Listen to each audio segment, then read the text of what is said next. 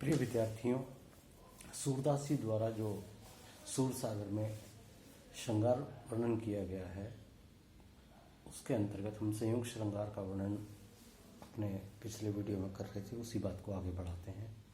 सूरदास ने राधा और गोपियों के प्रसंग में संयोग श्रृंगार के अनेक मनोरम चित्रों की अवधारणा की है। ब्रज में रहते हुए पारस्परिक छेड़छाड़, यशोदा से राधा का परिचय, पनघट पर और गायें चराते समय चुगलबाजी, गोदोहन के समय दोनों के हाव भाव आदि के विभिन्न चित्र इस दृष्टि से अत्यंत स्वाभाविक एवं हृदयग्राही हैं। इसका एक चित्र हम देखते हैं। सूरदास जी कैसे करते हैं। राधा कृष्ण से कहती है, तुम पे कौन दुहावे गैया, इत चितवत उत धार चलावत, यही सिखायो है मैया। और इसी प्रकार एक अन्य पद में राधा कृष्ण से कहती है, करी लियो न्यारी हरि अपनी गैया, नाही बसात लला कछु तुमसो, सबे ग्वाल इकठैया। ये सूरदास जी द्वारा राधा और कृष्ण के संबंध में संयुक्त श्रृंगार का चित्रण किया है। इसी तरह से उन्होंने अपनी रचना सूर सागर में श्री कृष्ण और राधा को, या श्री कृष्ण यशोदा मैया नंद बाबा को लेकर, या गोप सखाओं को लेकर, या गोपियों को लेकर के विप्लम्ब या वियोग श्रृंगार की विसर्जना की है। इस दृष्टि से उनका वर्णन किस तरह से है, इस बारे में हम बातचीत करते हैं। सूर का वियोग वर्णन भी अत्यंत व्यापक है। वियोग वर्णन के अंतर्गत सूर ने स्मृति, गुणकथन, उद्वेग, उन्माद आदि सभी दशाओं के चित्रण के साथ ही अनेक ऐसी दशाओं के चित्र भी खींचे हैं जिनका साहित्य शास्त्र में नामकरण तक नहीं हुआ है। वैसे सूर का वियोग वर्णन वात्सल्य वियोग से प्रारंभ होता है।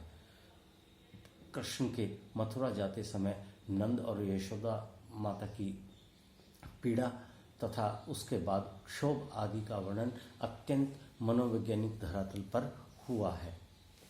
कृष्ण के मथुरा गमन पर गोपियों पर वज्रपात होता है, किंतु वापस आने की अवधि की आशा में वे किसी प्रकार से धैर्य बनाए रखती हैं। श्री कृष्ण के वापस न आने पर उनके मानस में कृष्ण के साथ बिताए हुए पूर्व क्षणों की स्मृति सजग हो जाती है और वो कहती हैं, यही बेरिया बनते ब्रज आवते, दूर ही ते वह बेनु अधरधर, बारंबार बजावते। संयोग काल में जो वस्तुएं आनंददायी मालूम होती हैं, वियोग काल में उन वस्तुओं से ही दुख की प्रतीति होने लगती है। कृष्ण के वियोग में अब गोपियों को लता कुंज बैरन लगने लगती हैं। जो लताएं संयोग में आनंद देती थी, वे अब विषम ज्वाल के समान संतापकारी लगती हैं और वो कहती हैं, बिनु गोपाल बैरिन भई कुंजे, तब ये लता लगती अति शीतल, अब भई विषम ज्वाल की पुंजे। श्री कृष्ण के विरह में गोपियां दुखी रहती हैं, इसलिए हरे भरे मधुवन भी उन्हें अच्छे नहीं लगते। वे तो प्रीतम के विरह में जल क्यों नहीं गए। इसी तरह के भाव अभिव्यक्त करते हुए वो कहती हैं, मधुबन तुम कहत रहत कत रहत हरे, विरह वियोग श्याम सुंदर के ठाड़े क्यों न जरे। चांदनी रात उन्हें सांपिन के समान काटने वाली लगती है और वो कहती हैं, पिया बिनु सांपिन कारी राती, कबहू जामिन होत जुनहिया, डसी उल्टी है जाती। उनके नेत्रों से विरह वेदना के कारण निरंतर अश्रु धारा बहती रहती है और वो कहती हैं, निस्दिन बरसत नैन हमारे, सदा रहत पावस तू हम पे, जब ते श्याम सिधारे। ऐसे में बादल भी उन्हें भयावह ज्ञात होते हैं और वो कहती हैं, देखिए चहुदिशी तय घनघोरे, मानो मत मदन के हथियन, बल करी बंधन तोरे। चातकों की पीड़ा समझकर पूरे देश में, दूर देश में निवास करने वाले बादल भी आ गए हैं, किंतु गोपियों के प्रियतम घनश्याम कृष्ण नहीं आए और वो कहती हैं, बरु ये बदराऊ बरसन आए, सुनित है सुरलोक बसत सखी, सेवक सदा पराए, चातक कुल की पीर जानी के, तेऊ तहाँ ते आए। पपीहे की आवाज़ उन्हें अत्यंत दाहक जलाने वाली मालूम होती है और वो कहती हैं, हो तो मोहन के विरह जारी, रे तू कत जारत, रे पापी तू पंखी पपीहा, प्यू प्यू आधी रात पुकारत। इस तरह से सूरदास ने अपनी इस रचना सूर सागर में राधा और कृष्ण को लेकर के संयोग और वियोग श्रृंगार के दोनों चित्रों को ही अत्यंत मनोवैज्ञानिक स्वाभाविक रूप में अंकित किया है। अब हम सूरसागर में वर्णित सूरदास द्वारा रचित प्रकृति वर्णन को देखते हैं। सूरदास ने अपनी वीणा की झंकार में प्रकृति को पर्याप्त स्थान प्रदान किया है।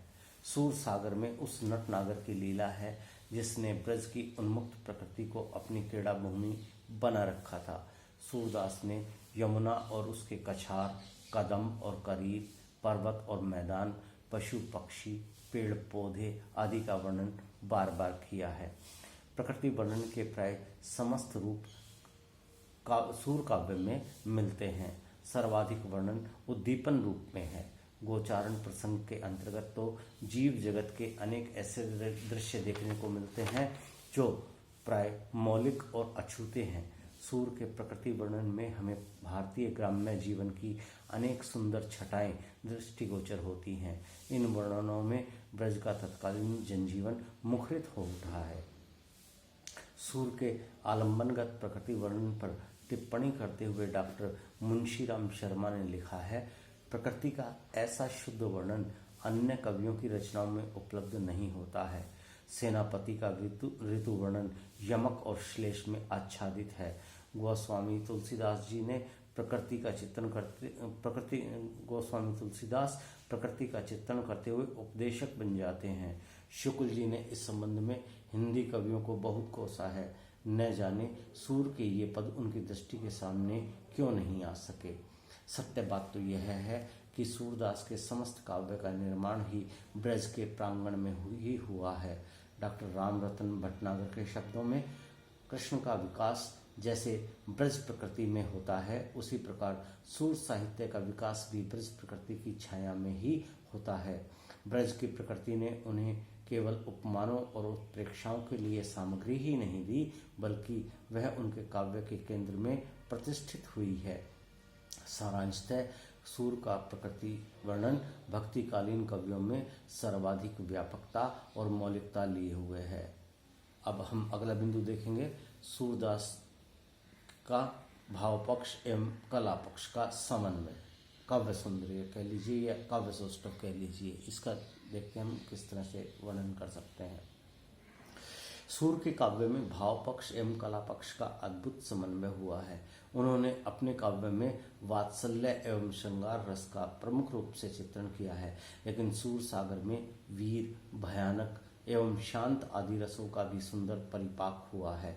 सूरदास ने प्रकृति के दृश्य भी मनोरम रूप में अंकित किए हैं। सूर के काव्य में प्रकृति चित्रण आलंबन रूप में, अलंकार रूप में, मानवीय भावों की अभिव्यक्ति के रूप में, उद्दीपन रूप में तथा परिगणन रूप में अनेक स्थलों पर हुआ है। इसी प्रकार सूरदास ने अलंकारों की सुंदर योजना की है। उनके काव्य में शब्द अलंकारों एवं अर्थालंकारों का सुंदर प्रयोग हुआ है, परंतु अलंकारों का प्रयोग मात्र चमत्कार प्रदर्शन के लिए न होकर रसोद्रेक एवं भावोद्रेक के लिए हुआ है। सूर के काव्य की भाषा साहित्यिक ब्रज भाषा है, जिसमें प्राचीन अपभ्रंश भाषा के कतिपय पद भी विद्यमान हैं। इनकी भाषा में लोकोक्तियों एवं मुहावरों का व्यापक प्रयोग हुआ है। इनकी भाषा में अभिधा, लक्षणा एवं व्यंजना तीनों शब्द शक्तियों का सौष्ठव विद्यमान है। पद शैली एवं बिंब प्रतीक विधान भी इनका मनोरम है। इसीलिए कहा जाता है कि सूर में जितनी सहृदयता है उतनी वाग्विदग्धता भी है। इनका भ्रमर गीत जो सूर सागर का ही एक अंश है, तो रस का अक्षय भंडार है। सूरदास ने यद्यपि मुक्तक रूप में पदों की रचना की है, फिर भी उनके सूर सागर में प्रबंधात्मकता के गुण विद्यमान हैं। भ्रमर गीत तो पूर्णतया प्रबंधात्मक ही है, परंतु साहित्य लहरी के कूट पद मुक्तक श्रेणी के हैं। इस तरह सूर के काव्य का भाव पक्ष तथा कला पक्ष विषयानुरूप है। सूरदास भक्ति काल के श्रेष्ठ सगुणोपासक भक्त कवि थे। उन्होंने कृष्ण भक्त कवियों का नेतृत्व किया और अपने आराध्य की भक्ति भावना के लिए उनके जीवन के लीला विलास को अपने काव्य की विषय वस्तु बनाया। सूर के समस्त पद गेय होने से गीति काव्य की अमर निधि हैं। वात्सल्य, बाल स्वभाव, श्रृंगार विलास एवं सगुण भक्ति के क्षेत्र में सूरदास का काव्य अनुपम है। इनके काव्य का कला पक्ष तथा भाव पक्ष पर्याप्त रूप से समन्वित एवं प्रशस्त है।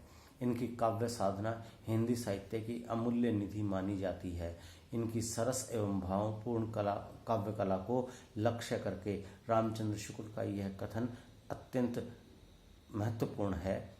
वो क्या कहते हैं कि जयदेव की देववाणी की स्निग्ध पीयूष धारा जो काल की कठोरता में दब गई थी, अवकाश पाते ही लोक भाषा की सरसता में परिणत होकर मिथिला की अमराइयों में विद्यापति के कोकिल कंठ से प्रकट हुई और आगे चलकर ब्रज के करील कुंजों के बीच फैले मुरझाए मनों को सिंचित करने लगी। आचार्यों की छाप लगी हुई 8 वीणाएं श्री कृष्ण की प्रेम लीला का कीर्तन करने उठी, जिनमें से सबसे ऊंची, सुरीली और मधुर झंकार अंधे कवि सूरदास की वीणा की ही थी। और यही सूरदास की लोकप्रियता है और यही उनके काव्य की मनोवैज्ञानिकता है। धन्यवाद।